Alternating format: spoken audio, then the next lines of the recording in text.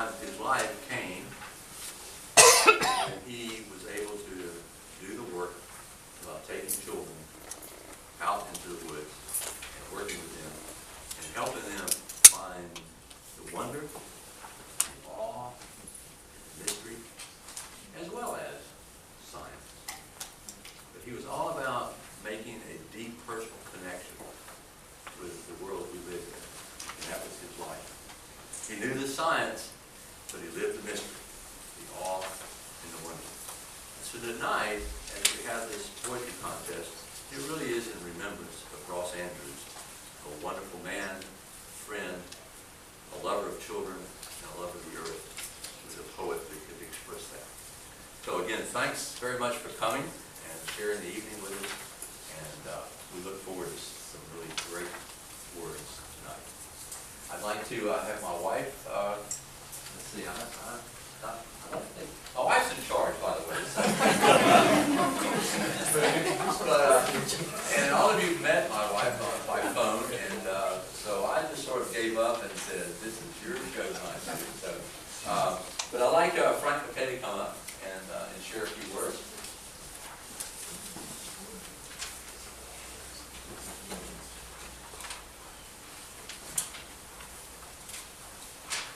So good evening, welcome. It's great to be with you here this evening for the second annual Ross Andrews Nature Poetry Contest. And I'm Frank McKay. I'm the board of the Center for Human Earth Restoration. And actually, I'm going to say a few words about SHARE, but before I do that, I just want to recognize other board members in the room. I see Heather. Do we have any others?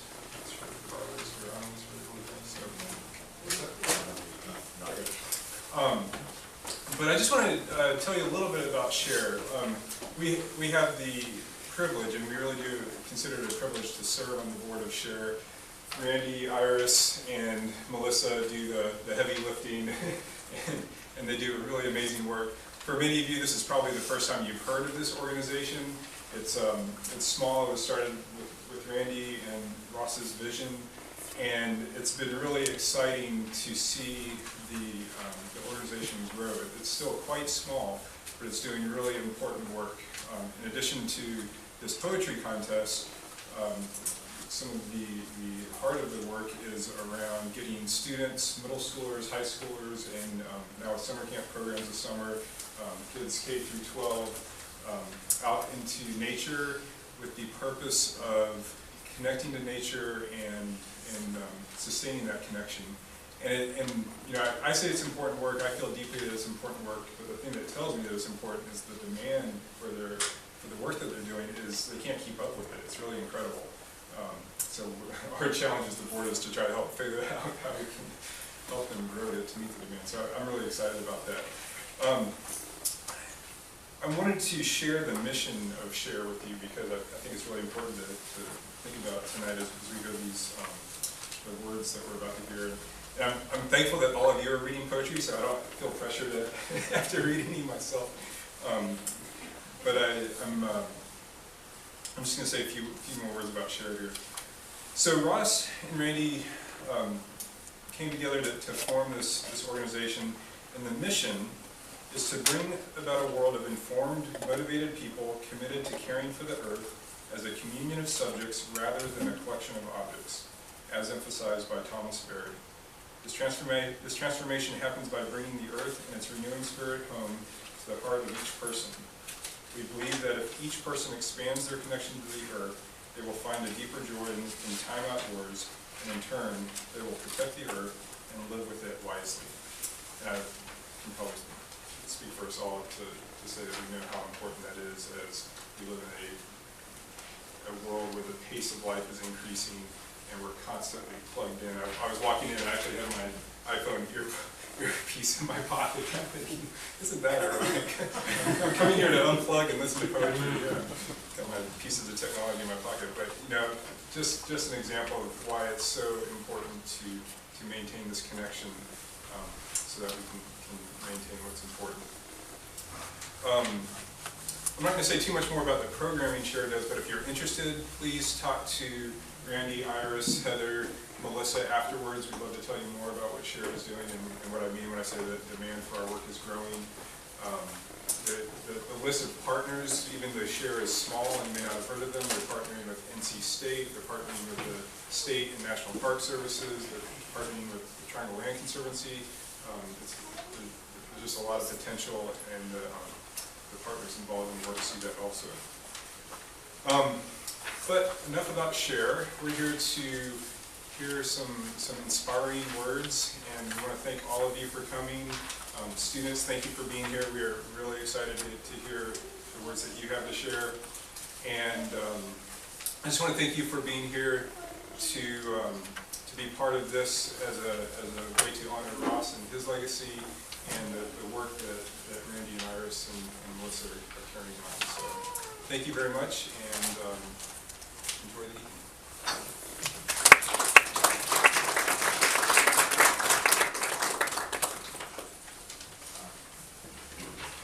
Now, Langston Hughes, a really dear friend that helped us with judging, is going to come and talk a little bit about the process that we went through.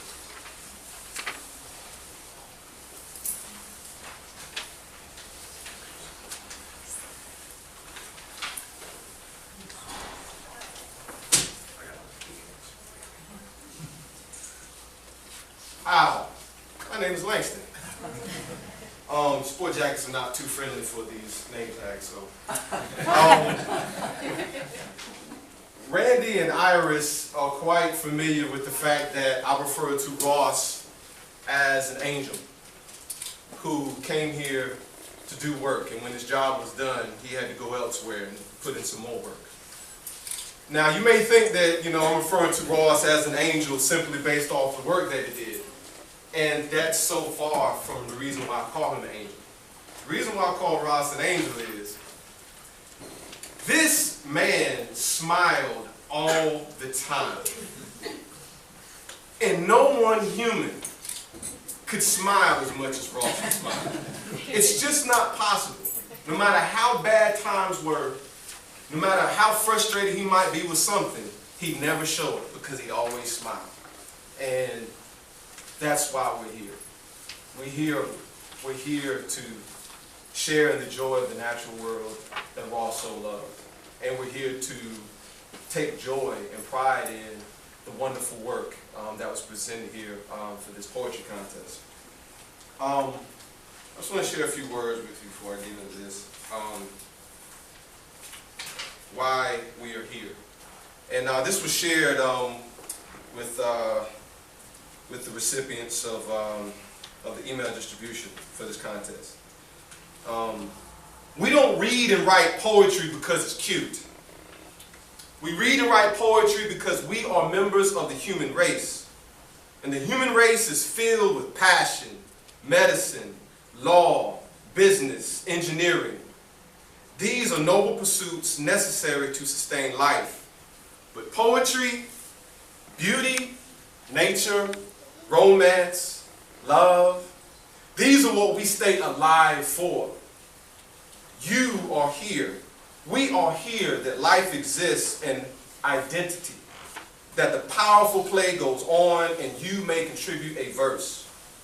What will your verse be? Some of you might recognize that. That was from Dead Poets Society, as played by Robin Williams, who played the role of Mr. Keating. And actually, the screenplay was written by a gentleman named Tom Schulman. So we can thank Tom Schulman for that wonderful verse to remind us why we are here. So, as I would say, we are all students of life. And we're here not because we write or because we like writing, but because we cared enough to give the moment a voice. That's specific to you writers. You cared enough to give the moment a voice, so we thank you. We thank to all those that submitted to this contest. Now, our selection process was based on a couple of things. We had a rubric, but when you've been doing poetry as long as I have, the rubric just becomes a part of your heart. You read a poem and you automatically have a connection with the writer, or you have a connection with the verse. And but more so, Some of what we looked at in our rubric had dealt with, the writing personality, the focus, the writer's ability to maintain their grammar and spelling mechanics, but more so their relationship with nature. That was the most critical thing. And with the winners of the 2015 Rossell Andrews Nature Poetry Contest, it is quite easy to know that all of the students that submitted work, whether they won or whether they did not win, we could tell that, as in last year, we had about 60 entries. This year we had well over 150 entries. So it was amazing. And we could tell that from those entries, these writers are being well taught by their teachers. And these writers themselves have fully embraced the wonderful spirit that Ross lived with and left this great earth with. But again, I just want to say to you that in judging or selecting these poems, there were certain criteria that we looked at, but it was more so about a feeling. Because that's how Ross conducted himself with those students in his classes, in his programs. They would go into nature, and Ross was not concerned about giving you a whole lot of jargon about, technically what this poem is called, or technically how you should write. He just wanted you to feel something, because he knew something that many of us do not, is that nature speaks to each and every one of us. The question is, are you going to listen? Are you going to pay attention? So, I have one thing that I wrote a long time ago that I think is appropriate for this before I leave this stage. And this is a poem that I wrote called Whisper. There once was a whisper lingering in the trees, not knowing its potential, hiding behind rustling leaves. There once was a whisper alone in the trees, who some told to shout, but when it couldn't, it was teased. There once was a whisper high in the trees, afraid to fly away over and beyond the lands and seas. There once was a whisper, startled in the trees, by another whisper below whose essence left it pleased. There once was a whisper inspired in the trees, forgetting all fears and springing off its knees. There once was a whisper that leaped from the trees, discovering that it could fly, leaving behind all its worries. There once was a whisper swooping down from the trees, who took a leap of faith and in the end became a breeze. That's why we're here for, each and every one of us, from the moment we draw breath in our lives. We are working to perfect our breath, our air, into mighty men. That's why we're here. That's why we honor Ross. That's why we honor all of you writers and those that submitted. Thank y'all.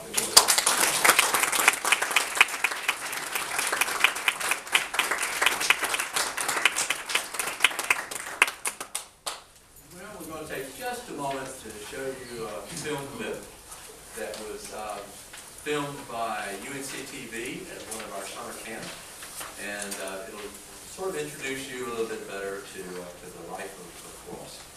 So,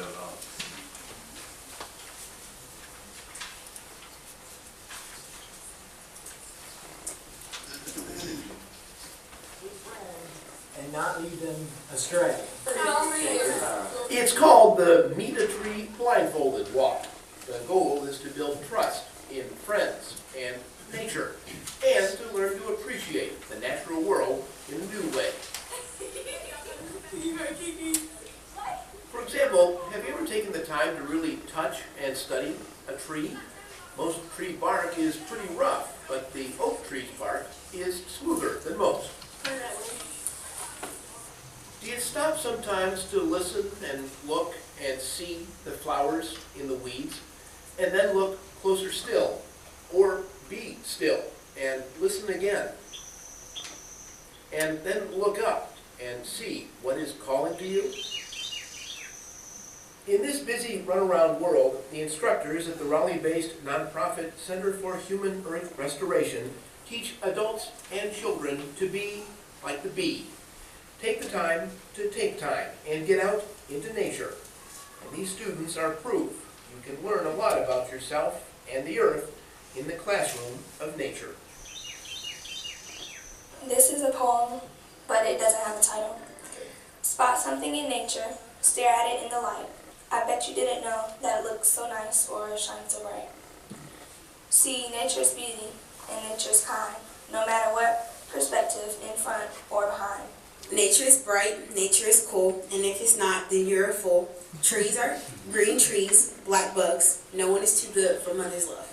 Chilling out in the woods with the flies, mad flies, mad flies. It was so big I can't even tell. Mad flies, mad flies. I saw so many bugs I couldn't even tell by my eyes, my eyes. The purpose for this innovative outdoor education program is to have adults and children not only see the land, but understand the land and enjoy it. And our goal is to get youth and adults to be able to participate in nature through taking part in restoration ecology projects and also reflection and journaling activities that allow them to develop an environmental ethic. So we like to think that we put the heart of the experience of being in nature back into environmental education. Instructors find that many participants have been outside, on a playground or in a field, but they've never really been in the outdoors. Instructors strive for not only a learning experience, but a transformative experience.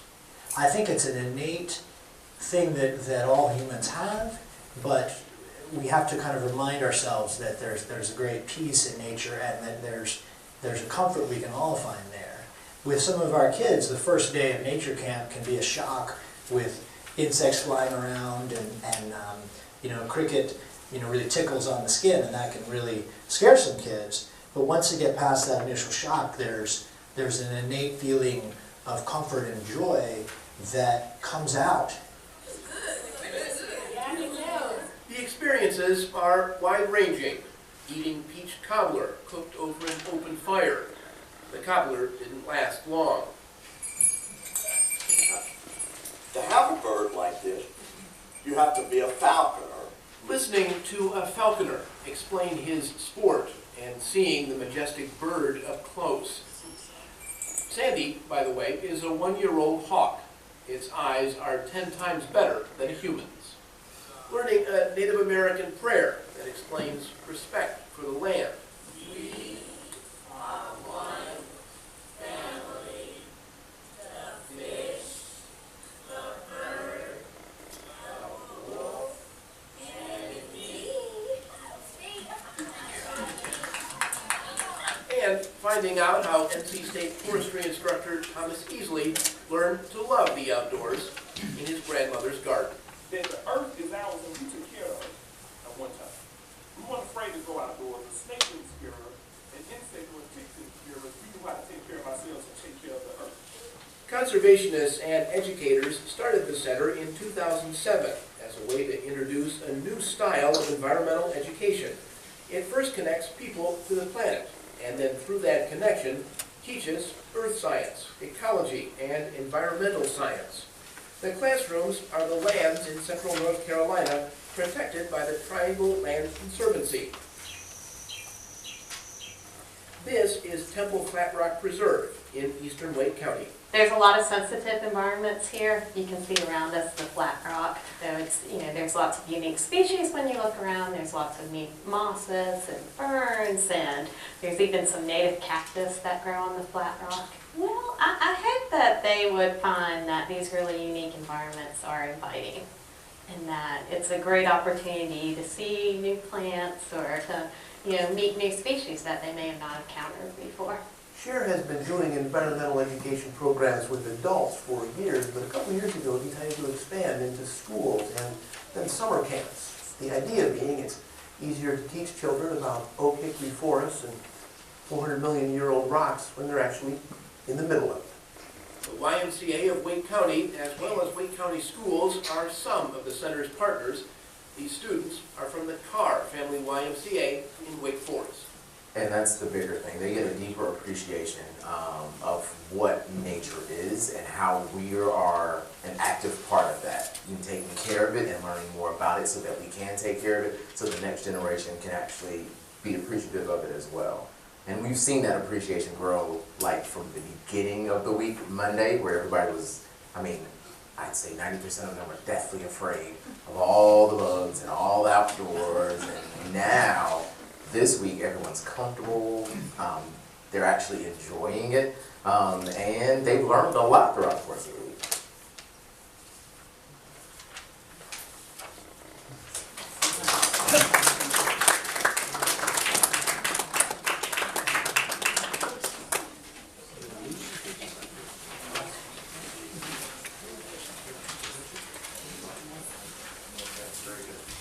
Well, we wanted to just take 1 minute to recognize our staff. Most of you have had conversations with the chief operating officer of my life and of Share. So Ms. Iris Sensing, and she'll be out here in just a second, but she'll tell you a little bit more about that. But I'd also like to introduce Ms. Melissa Eastloss, who is our program instructor. She's back in the corner. She came to us from Portland and to be one of our instructors and help us grow. And so she's been working with us for about a year now. And so we're going into our second set of summer camps, and she's still with us, so we must be doing something right. I'd like to introduce now to each of you my wife and the Chief Operating Officer of the Center for Human Earth Restoration, Ms. Iris Sensing.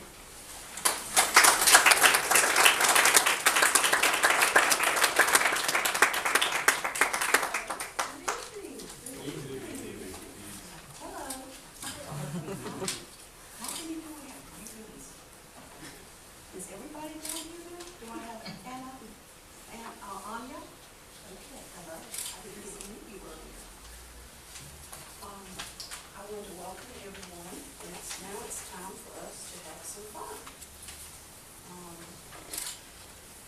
Last year we had, as Langston said, about 60 entries, and of course they were wonderful entries, wonderful points. But one of them stood out as just amazing. And she was 5 years old, as I recall.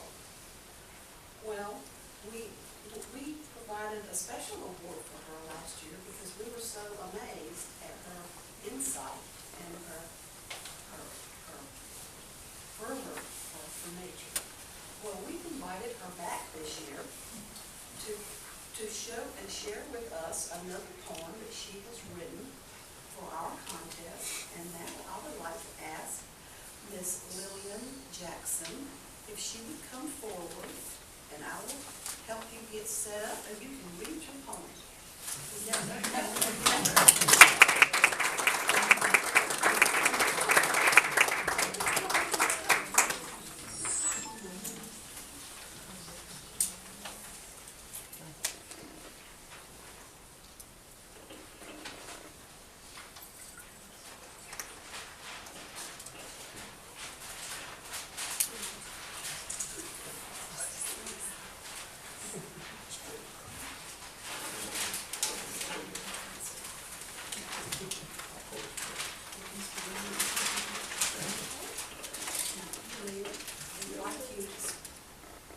Is this working? Yes. I would like you to just, you don't have to hold it close to your face. I would like you to touch that so you can hear you very well.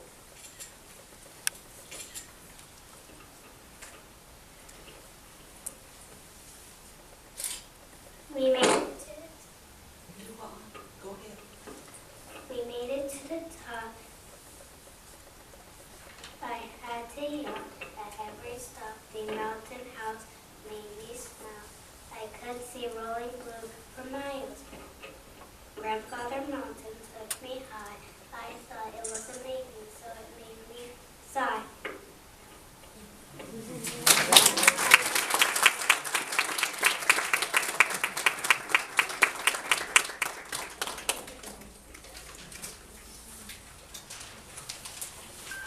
She's going to So,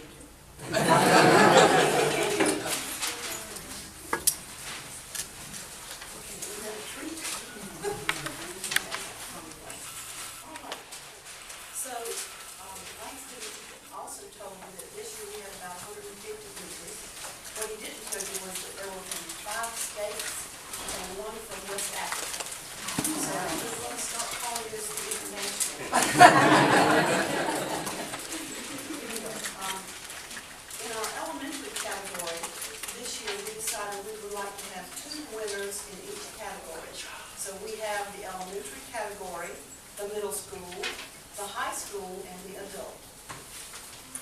And our first poet who's going to come up and read their poem is Miss Anya Massey. She is in grade 4. She's in grade 4 at Forest Hills Global Elementary School in Wilmington. And it's a free verse poem, and the name of her poem is Sunny Storm.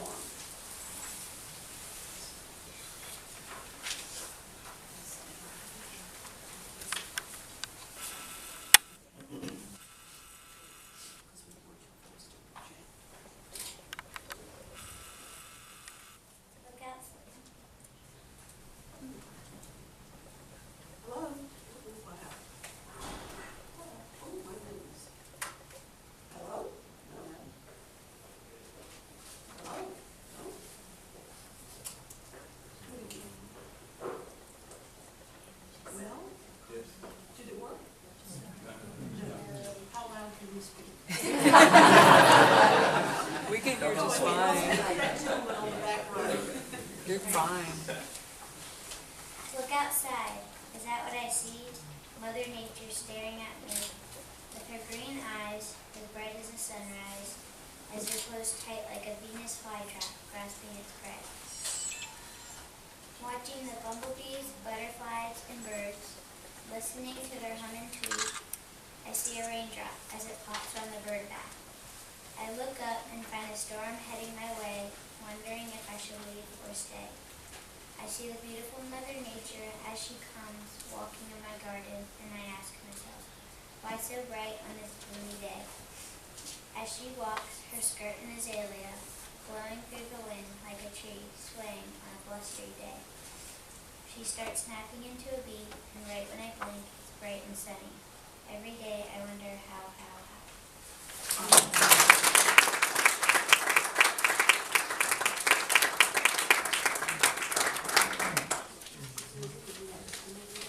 Anya, we'd like to present you with these school remembrances, and we thank you very much for entering our contest.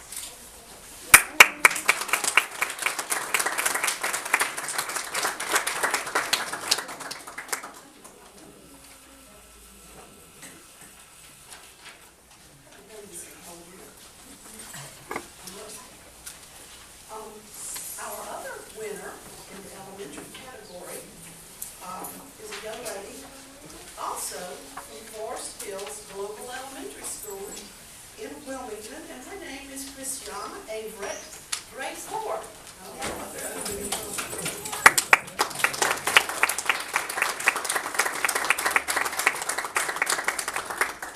Christiana's poem is entitled The View.